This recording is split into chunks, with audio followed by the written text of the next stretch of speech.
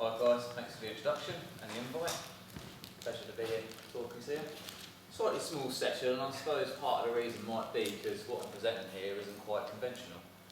But by the end of my session, you'll probably appreciate that in a few years' time, everybody working in the health industry is probably going to be dealing with this in some way or another.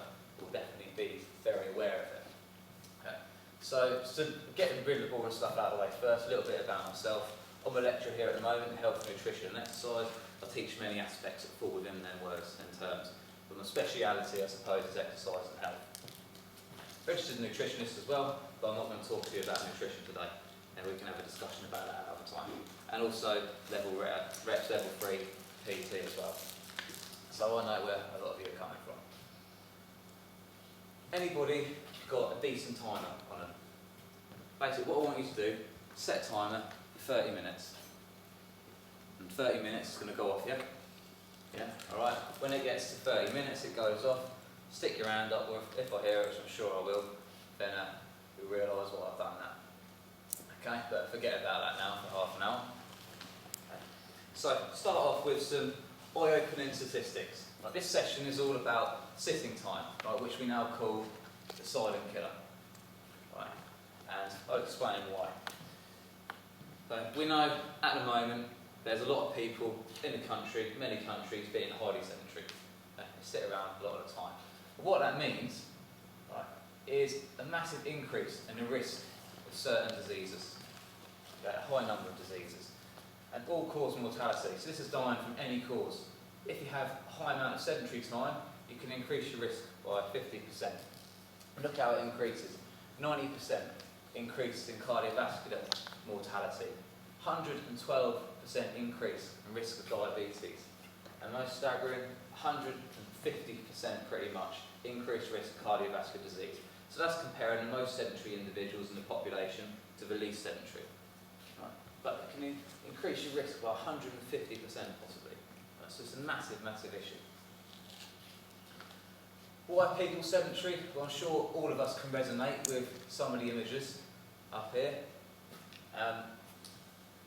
We spend our time commuting, quite often public transport, in a car. Not often do people walk or cycle nowadays into work. Get to work, you might sit down. Get home from work, there's so much entertaining media available on TV or games consoles. It's actually fun to sit down at home as well. And the problem with these activities is a low level of energy expenditure. Right. Up, not up, moving around, you're not going to be burning any calories or spending any energy. But the take-home message that I want to get across today is that being sedentary is distinctly different from not being physically active. Okay, so sedentary behaviours essentially are in a sitting or reclined position and their energy expenditure is low, typically below 1.5 metabolic equivalents. Right. And this is completely different to moderate to vigorous physical activity or exercise. We know that involves a higher amount of energy expenditure. Okay. And the way they're different, if someone's physically inactive, they're not meeting the government guidelines of 150 minutes of moderate to vigorous physical activity per week. Okay. But someone could easily meet that within a week, get 150 minutes of exercise in, they might do 250, 350 minutes. Right. But outside of that time, they might be spending the rest of their days sitting down. Okay. And I'll tell you why that's important in a couple of slides' time. Over the past, say, 5-6 decades, this is becoming more and more prevalent. Okay. And people still do get in their exercise quite often.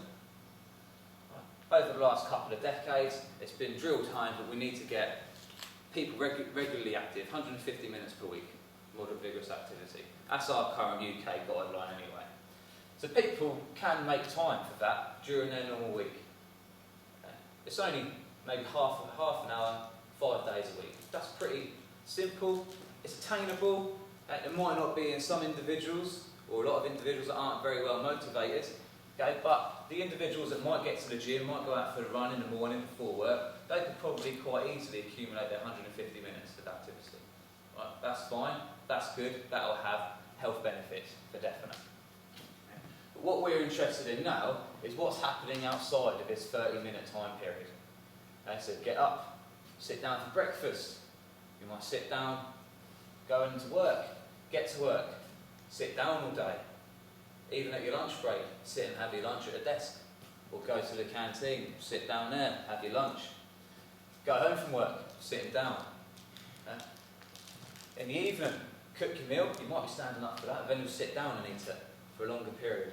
After your meal, watch some TV, go to bed. Right. Exercise, you might fit that in before you go to work, you might fit it in after work. But there's still another 15 and a half hours here where we've got to consider what is that doing to the body. What is all that sitting time doing to the body?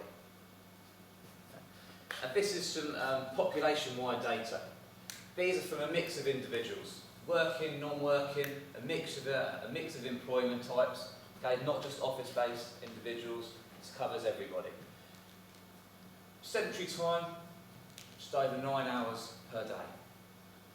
Light intensity activity, so this might be slow walking or standing up, 6.5 hours a day. Moderate to vigorous activities, less than 1 hour a day, half an hour to 1 hour. So what is all this doing to us? Well, for one, energy expenditure is going to be very, very low over the course of the whole day. Energy expenditure loss at work over the last few decades has been on average 175 kilocalories per day. Which is not surprising because labour-intensive jobs have been taken over by machinery and we've got loads of technologies making work much less labour-intensive. Okay, so it makes sense really. Fortunately, that's coincided with a reduction in physical activity in the same time period, about 20%. And some researchers have estimated that by 2030, the reduction might be 35% from what we were at around about 1960. Okay. Furthermore, these individuals, a few years ago, published a study and they showed the average UK individual, the amount that they walked per year was reduced by 60 years, every single year over the last few decades. Sorry, it's reduced by 60 miles every year over the last few decades.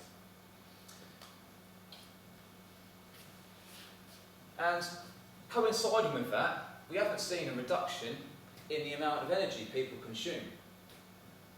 So we might be burning a lot less energy, but we haven't reduced the amount we're eating to balance it out.